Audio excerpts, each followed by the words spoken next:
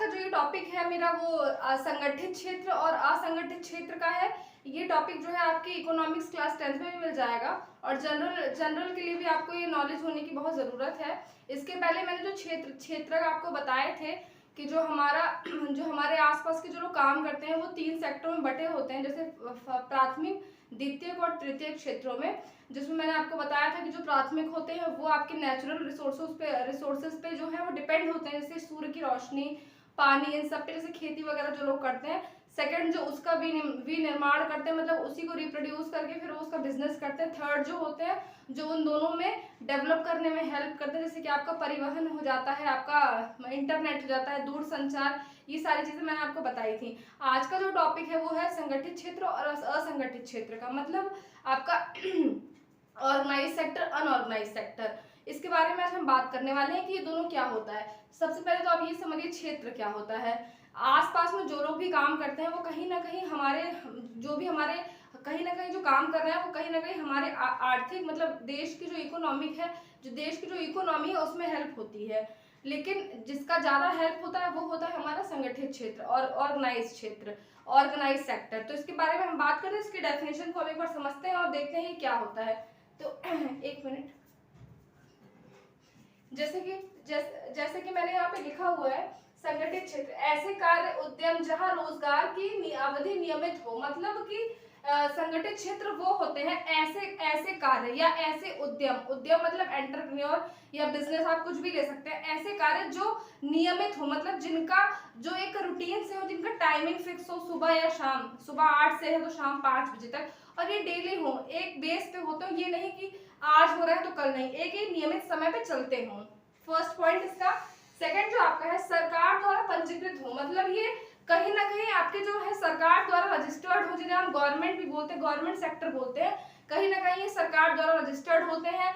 इनका जो टाइमिंग होता है वो एकदम फिक्स होता है, इनका जो कार्य है वो नियमित तौर पे चलता रहता है।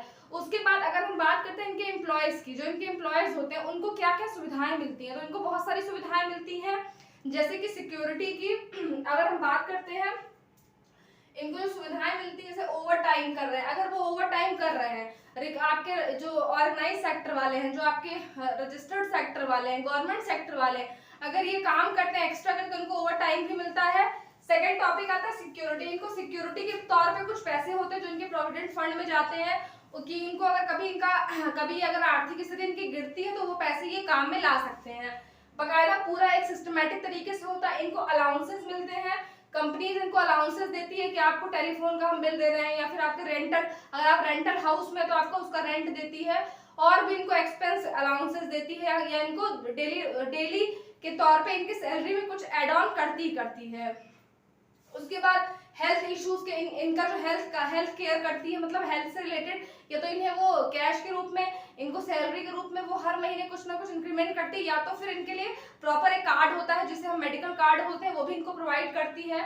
सेकंड हम बात करते हैं, इनको बोनस मिलता है, मेडिकल अलाउंसेस मिलते हैं, travel and tour and allowances भी मिलते हैं। अगर कहीं कंपनी है वो कहीं घुमाने ले जा रही है तो फिर आपको पैसे देती है कि आप 1 ईयर में कहीं पे टूर एंड ट्रेवल्स का पैसा देती है। हो सकता है वो पूरा जो खर्चा है वो कंपनी खुद उठाती है। तो ये सब हमारे संगठित क्षेत्र के काम होते हैं जो एक नियमित तौर पे चलते रहते हैं। उसके बाद हम आते हैं असंगठित क्षेत्र पे। कौन से अनऑर्गेनाइज सेक्टर्स हैं, तो अगर हम इसकी बात करें तो छोटी छोटी बिखरी जो सरकारी नियंत्रण से बाहर हो, मतलब छोटे छोटे काम जो बिखरे हुए हो, जैसे कोई अपने घर में ही कुछ पैकिंग कर रहा हो, उस काम को वो कर रहा है, या वो कोई सामान बेच रहा है रिकॉग्नाइज तरीके से नहीं, उसका एक बिखरा हुआ काम है, छोटा मोटा जो भी काम होता है वो, जिसका सरकार के पास कोई बहुत ब्यौरा नहीं होता, या सरकार द्वारा वो पंजीकृत नहीं होता है, मतलब रजिस्टर्ड जो है वो नहीं होता है। उसके बाद इनके भी नियम होते हैं, ऐसा नहीं है नियम इनके भी होते हैं, परंतु इनके नियम जो है वो पालन नहीं होता है, इनके नियमों का पालन नहीं होता। लेकिन अगर हम संगठित क्षेत्र की बात करें तो इनके नियमों का पालन होता है, इन पे रूल एंड रेगुलेशन इनको फॉलो करना कंपलसरी होता है, ठीक है। उसके बाद अगर हम बात करते हैं, यहाँ बीमारी, अवकाश, संवेदन, छुट्टी का प्रावधान नहीं है। मतलब जैसे हमने उसमें बात की कि वहाँ पे छुट्टियों का प्रावधान होता है, वहाँ पे हेल्थ केयर होते हैं, वहाँ पे टूर अलाउंसेस होते हैं। यहाँ पे क्या होता है, यहाँ पे छुट्टियों का कोई प्रावधान नहीं है। बीमारी से भी अगर आप ग्रस्त हैं तो आपको कोई छुट्टी नहीं दी जाएगी। अगर आप छुट्टी लेते हैं तो आपका जो है वो पैसा उस दिन का कटता है। सबसे बड़ी बात होती है इस जॉब में आपको कोई सिक्योरिटी नहीं होती, आपको कभी भी कहीं से भी हटाया जा सकता है।